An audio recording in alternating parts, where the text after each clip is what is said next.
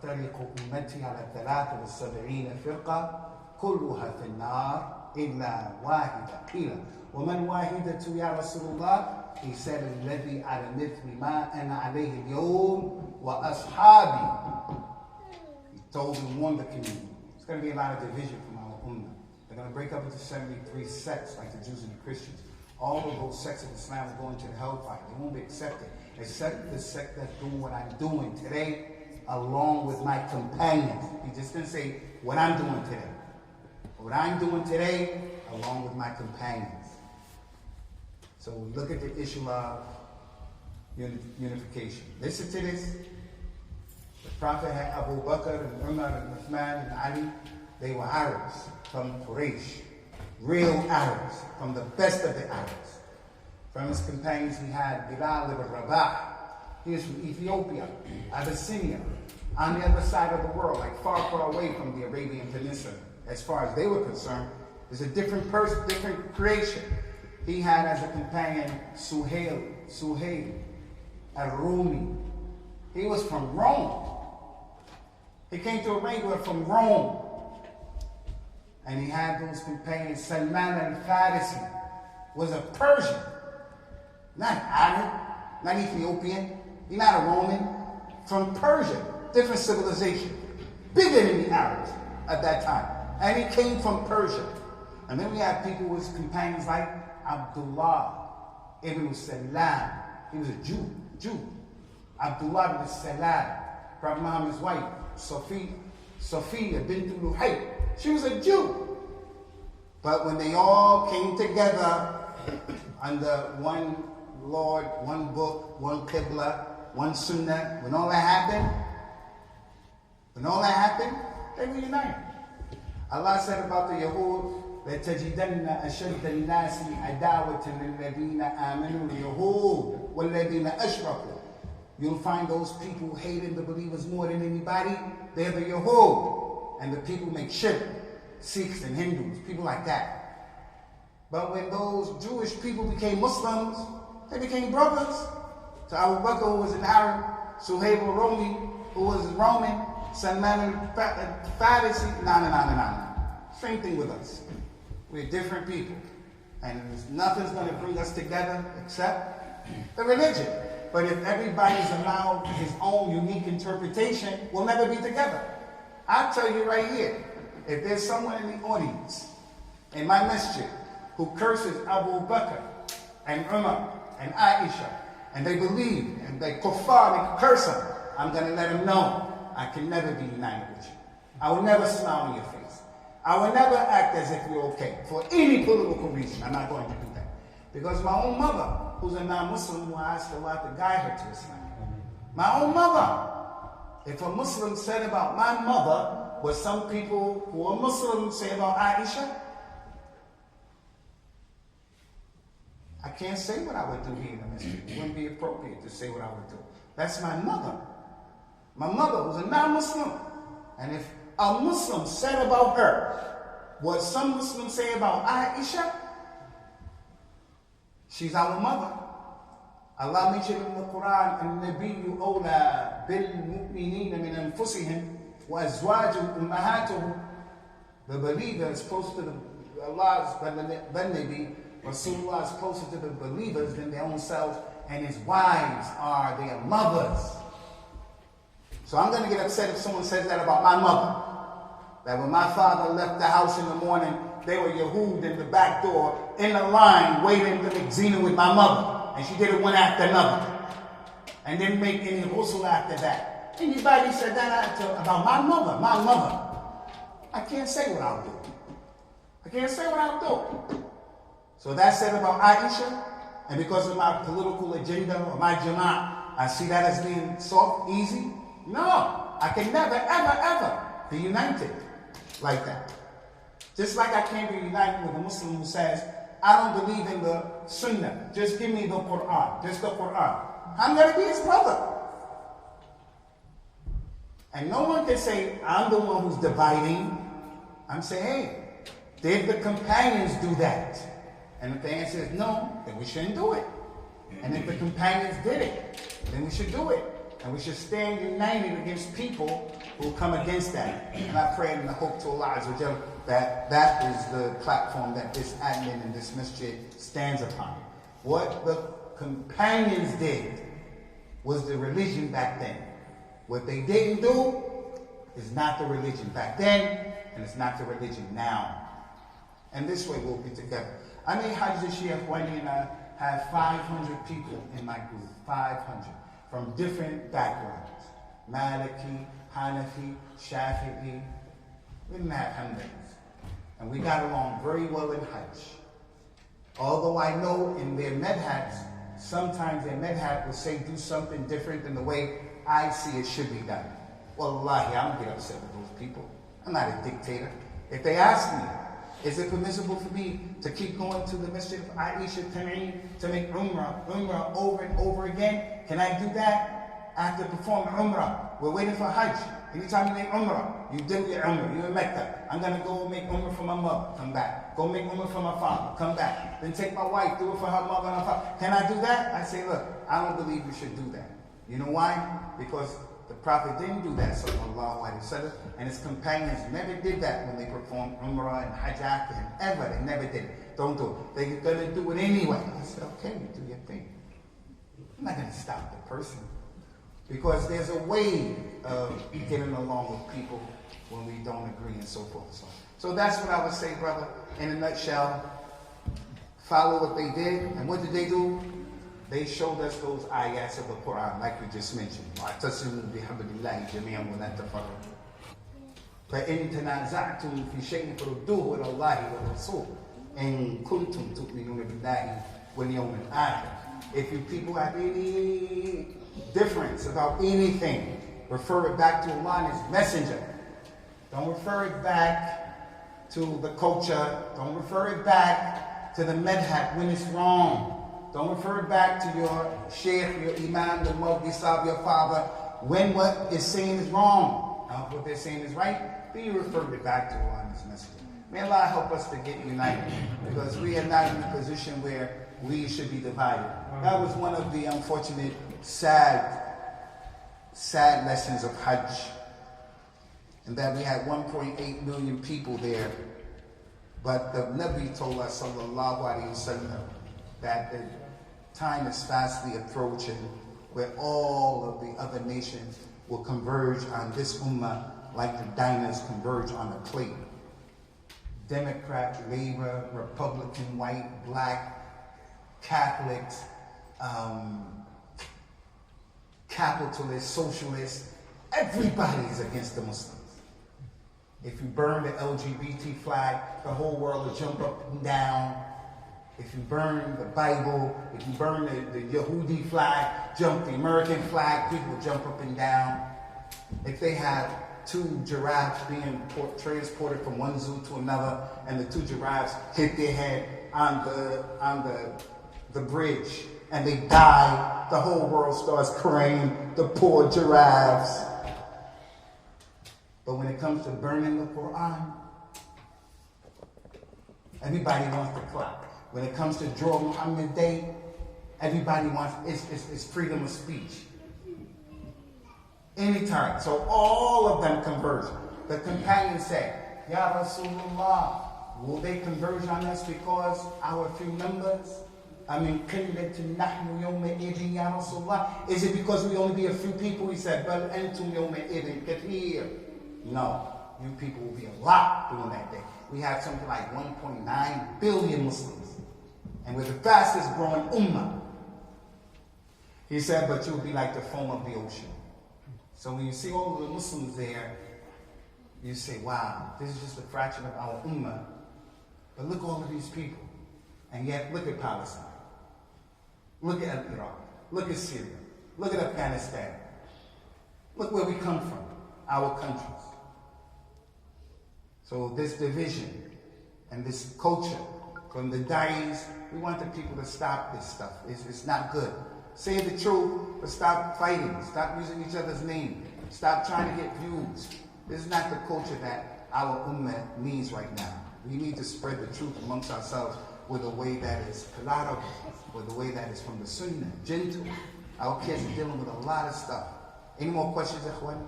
Fadli. Two questions. So the first one, you mentioned that there were 3 people that make dua to Allah, and you won't answer them right. You mentioned the first one, but who did? What's your name, my man? Thahab. MashaAllah. That's a good question, Thahab.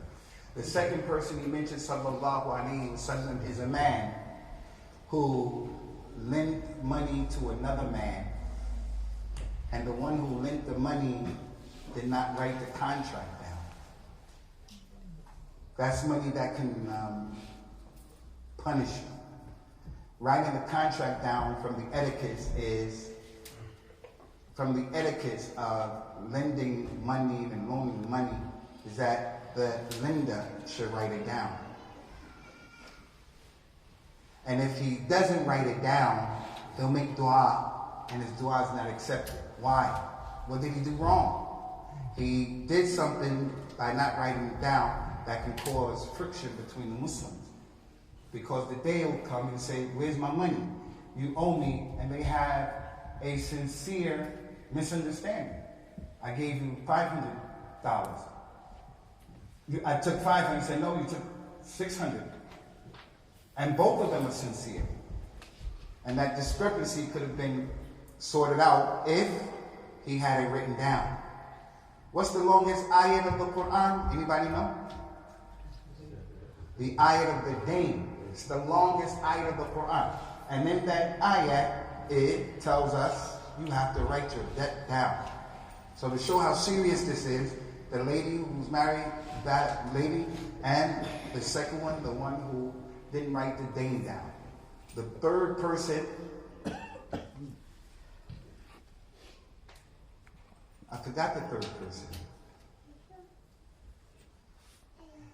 Someone put in your internet, in your Google. Put in your Google. 3, their dua won't be accepted. Any more questions? Also, you know the dua which you did, what's the end part? If he sees good, he'll bury it. And if he sees bad from me, he'll advertise it. He'll broadcast it. The Muslim is supposed to cover his brother's faults whenever it's possible and not expose him. Whoever covers his brother's faults, Allah will cover his. Yawmul Qiyamah. One of Allah's names is As-Sittir. Inna Allah As-Sittir wa yuhibbul Sitr. Sittir is the one who covers. You can't see him. He has a hijab between us and him. And he loves covering. So we're supposed to cover our wives' husband's fault, our friend's fault. So that friend who doesn't cover your fault is not a friend. Did you find it, my brother? Go ahead. Yeah. And the man who gave, shukran.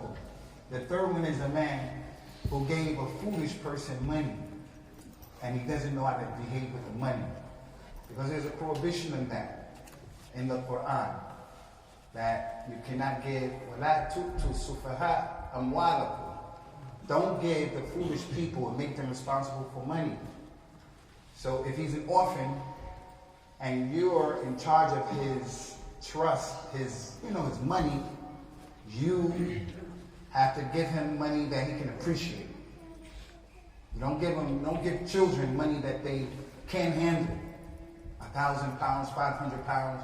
Because Allah prohibited that in the Quran in this hadith. A man who gives someone money was a safir. He doesn't know the price of the money. Allah won't accept your dua. And that's showing the importance of having the amana, being competent, being a competent person and trustworthy. You won't give him money because you feel responsible for him losing and making the itlaf of him. Shukran lakum ya. What's your name? Mustafa, where are you from? Anta Sudani. Sallallahu ya'een ala Sudan al-Habib. How's your family in Sudan? Any more questions, Ikhwani? I can't really see that well. Hey, Fadli Yafi. So my question is, how can we as a community grow our knowledge base? How are we committed to our knowledge base? As a community, how can we really grow our knowledge base Islamically among the youth? Or how do we grow that? Amongst the, I think everybody in the Ummah, brother, in general, from the signs of Yawm al-Qiyamah is that knowledge, ignorance will be prevalent and knowledge will be taken away. From the signs of Yawm al-Qiyamah is that the Quran is going to be taken up in one night. And people won't even know what Salat is, what Zakat is, what Som is, and what Hajj is. So with the passing of each year, it's getting worse and worse and worse, as when the Nabi told us all of those things. مَا مِنْ عَامٍ إِلَّا وَالَّذِي بَعْدُ الشَّرُّ مِنْهُ حَتَّى تَلْقَوْا رَبَّكُمْ. Every year, the next year gets worse and worse and worse until you meet your Lord. And then finally, when Yawm al-Qiyamah comes, it's going to be established. No one on the earth is going to say Allah, Allah. The time is going to come when the people of this ummah, all they're going to know is La ilaha illallah. That's it. No Quran. Yasin is an ayat of the Quran. Sad, Qaf. Sad is an ayat of the Quran. Qaf is an ayat of the Quran. The Basmah, Bismillah, Ar-Rahman Ar-Rahim. An ayat of 113 surah of the Quran. The time will come, nobody's going to know Qul Huwallahu Ahad from our ummah. It's going to deteriorate.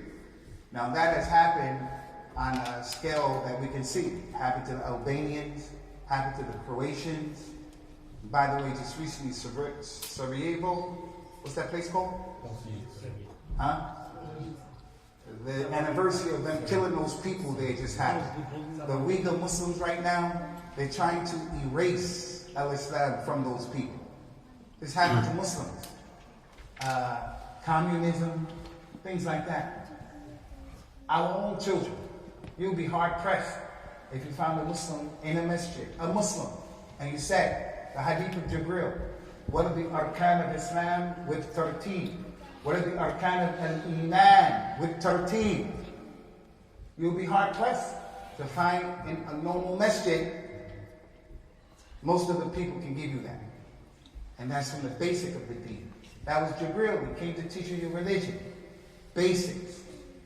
So I think my advice would be to push for that agenda. People from the community and the people who run the masjid, the admin, we have to wake up. The cultural Islam, its day is done. Those days of cultural Islam is done. Where the Imam is teaching hocus pocus, shirk, kufr, bid'ah. Where we're very apologetic in our existence. We're second-class citizens. Where we're not out in public getting involved with what's going on. Did I say we have to run for the mayor? I didn't say that. I didn't say anything like that. But I think we have to become more active and raise the level of pure knowledge in our community by offering classes, doing what works for this community.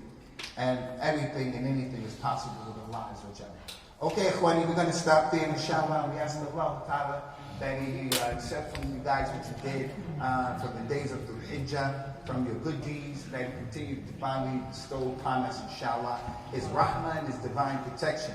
And He gives us at-Thahabi on al-Islam and the Sunnah and what the companions were upon Ridwanullah alayhim with al-Insaf and al-I'tidal, far away from al-Ghulub and Shiddah and things of this nature.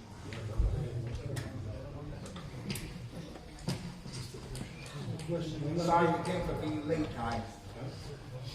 Assalamu Alikum, sorry, I know there are a few people I wanted to ask questions. Maybe, if the Sheikh has got time, we'll grab you on the way out. I did warn the brothers, I did try to prepare them. I said, you're going to be taking notes, and I told you to be ready. So, one of the main reasons why we had the Sheikh come over is to introduce him to our community, introduce our community to him. And inshallah maybe work together in the future. I hope that he still would like to. I know that wasn't the best performance from you guys when you were asked for questions. I was impressed with you, Sheikh. Sheikh, what's your name? Ayman. Amy, where you from? Syria. MashaAllah. Ahli bi Ahli Sam, Ahli Sham. And my man Musa, mashallah, he was represented. Another thing though, to answer that brother's question, because it's connected, you want to raise your level of knowledge and knowledge base, then you should write. Like I respect that people write. When we come to the class, if you come to the class and you sit, you'll hear things that will benefit you, but very quickly, you'll forget that stuff when you go out. There was a companion, his kunya was Abu Shad. He went to perform Hajj with the Prophet. The Prophet Muhammad was performing Hajj. All of the Arabs came out of the desert to meet up with him. Over 100,000 people went to Hajj with him. Not mentioning who stayed in Medina and where other place they came from. 100,000. And there was one man, his kunya was Abu Shad. Rasulullah was telling the people, Khudhu anni manasikakum. Learn from me your Hajj. Learn from me how to pray. Learn from me how to do Hajj. That man, without any shyness, say, Ya Rasulullah, I can't remember everything that you're saying. Can you help me? The Prophet told the people, Uktubu li Abi Shad. Write on this man's behalf. And people wrote the manasik of Hajj, which is a proof that the Prophet allowed them to write some things at that time. So if you want to raise your level, then write it down so that you'll have it with you. And also obviously practice it. Like we did a principle in this class today. A principle that is important in your existence as a Muslim. It's a principle that we did in this class. So don't forget this principle. It's going to help you. What's that principle, my man? No, the next brother right there. Yeah, you with the glasses here. What's your name, my brother? Iftikhar. What's that principle? How about you, my man? This, like that brother had a good question. This separates the boys and the men. This question. Amen. You know the principle?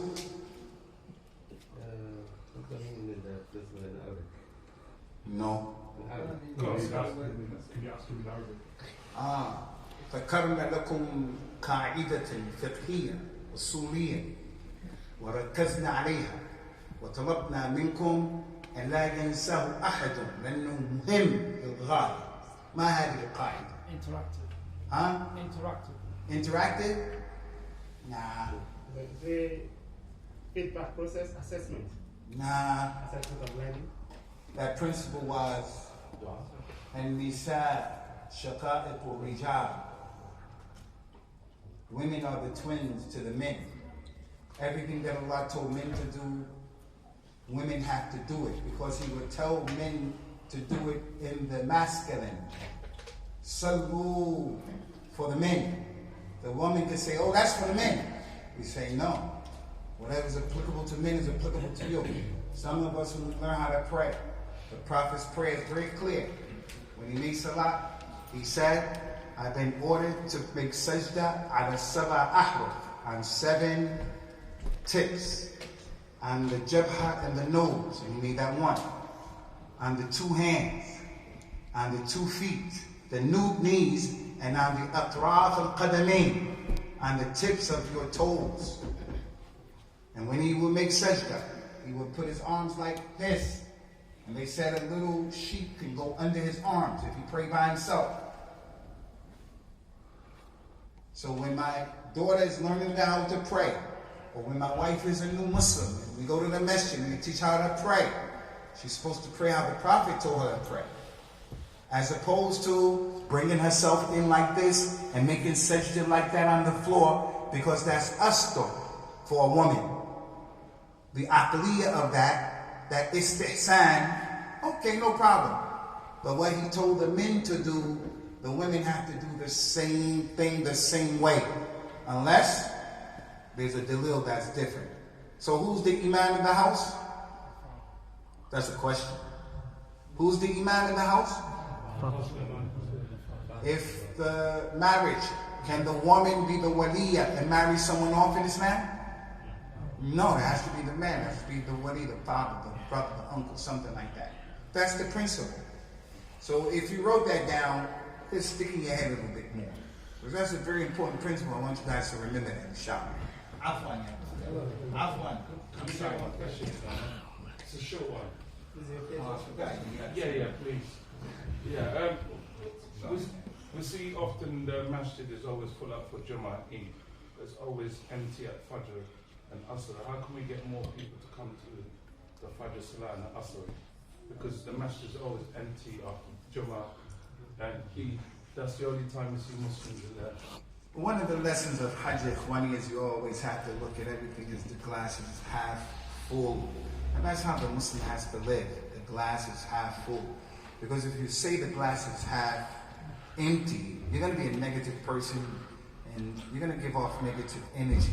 And you're not looking at things in the way to exact change and to be progressive. And that's against the sunnah that the glass is half empty. He said, look at those who are below you and don't look at those who will be above you. Because if you look at those who will be above you, if you look at those who are below you, you'll appreciate the ni'mah that Allah gave you. So if a person's always looking, he has more money, he has more this, more that, you won't appreciate what Allah has given you. Like the Hajj that you make. Things may go wrong in that Hajj, but there are some people in that Hajj who don't have what you have.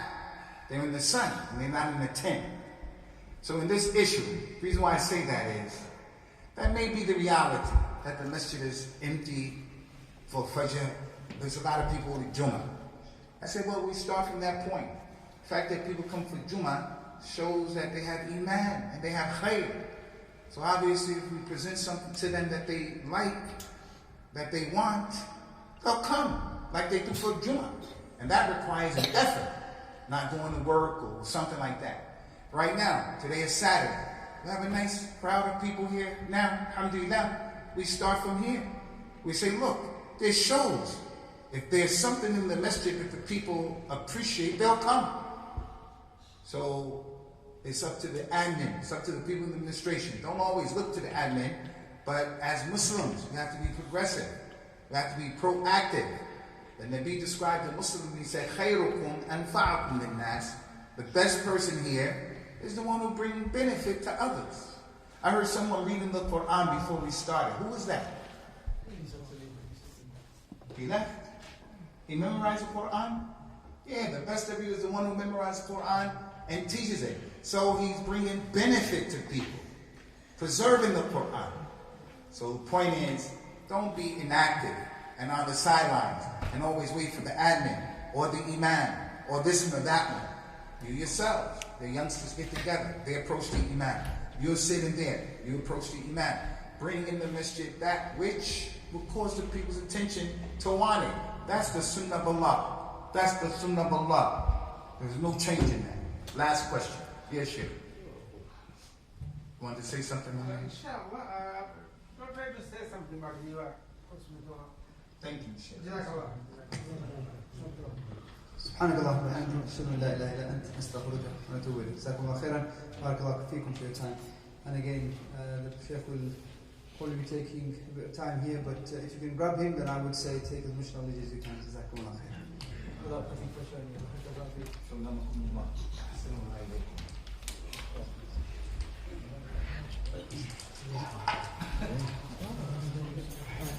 Is that recording? Really, there's something there.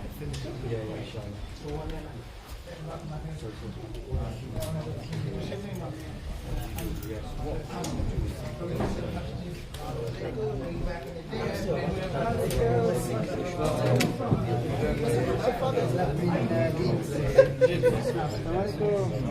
Alikum.